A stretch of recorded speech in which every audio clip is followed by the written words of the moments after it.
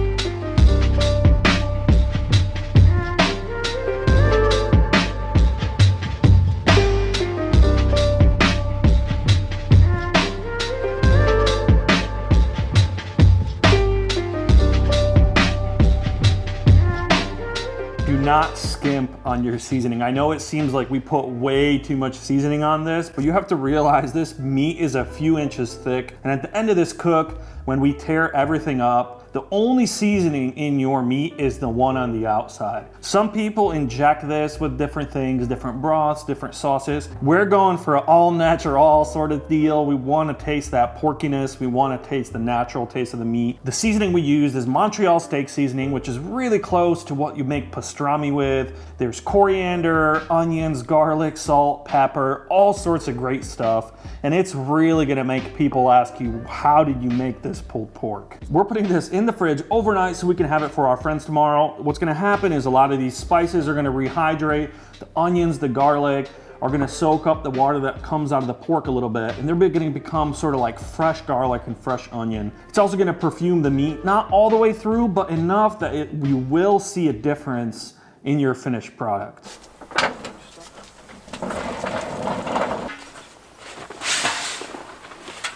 If he ain't got these on, he should not be doing the barbecue.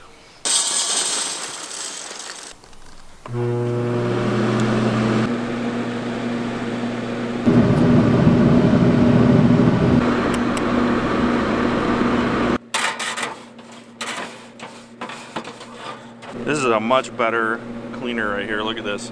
It's actually made out of wood. So it's like these little wood pieces. And this is actually completely removable, which is bomb. There's 2 screws right here. Once you take those screws out, you can change out this whole pad. I saw someone post in there about how it's bad to use a wire brush. This isn't a wire brush, it's a wood wire brush. And you got a lot less risk of ending up with a piece of metal in your neck. Our smoker's preheated. We burned some of the grease from last time off. We've cleaned the grates. We're gonna lower the temperature down to 270. You can usually cook this anywhere between 230 and 270. Remember, the lower you go in temp, the longer you're gonna have to sit and wait. So we're going, I think 270 is the perfect amount. We're not gonna have to worry about waiting 15 hours for this thing to cook. I think it's gonna be 6, 7, maybe 8 hours tops. We're gonna throw this in. The heat in this smoker comes from the top and goes down. So what we wanna do is make sure that the fat side of the pork is facing up. Because then what's gonna happen is all of the heat is gonna hit the fat, and even if that gets charred, that's okay. We're gonna lose a little bit of the fat, but the meat's okay.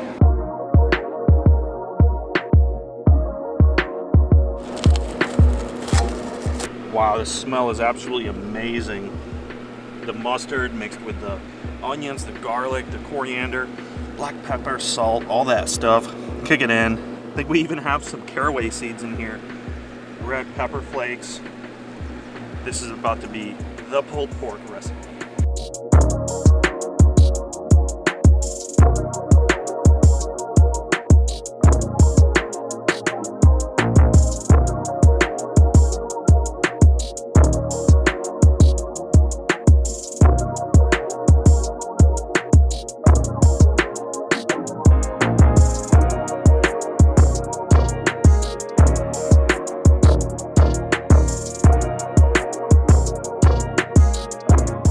about in our 3.5 hours into this cook. Let's take a look.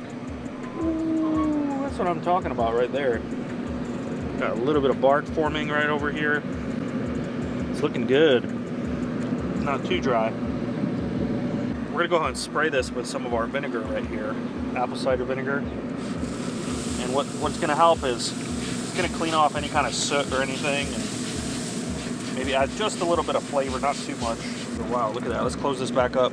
We're gonna come back in another half hour. Every half hour, we're gonna be out here spraying this thing down, just as much as we can, all over it, making it look beautiful. Wow.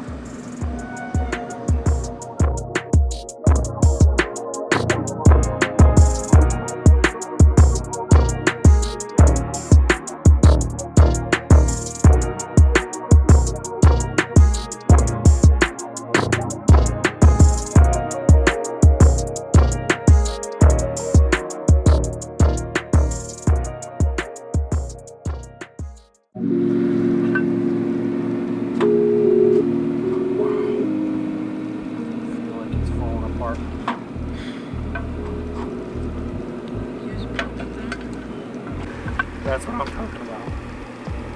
Oh, it's like 9 p.m., but we're all done with this, and I cannot wait to turn this into a sandwich tomorrow morning.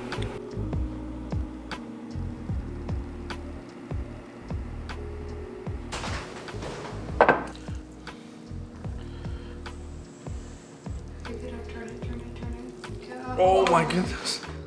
Something deep down is activated when you eat smoky, porky, delicious things. This pork will be used for sandwiches and tons of other recipes. And we can't wait to get it all out to you guys. The flavor of the pork came out phenomenal. I wanted to call it royal pork. It was like eating something in a Viking hall or like a big royal palace. Pork is probably one of the best things for a family, no matter how big or small it is. Turning into sandwiches all week, tacos, I mean, anything you can think of that you use meat for, you're gonna start throwing this in.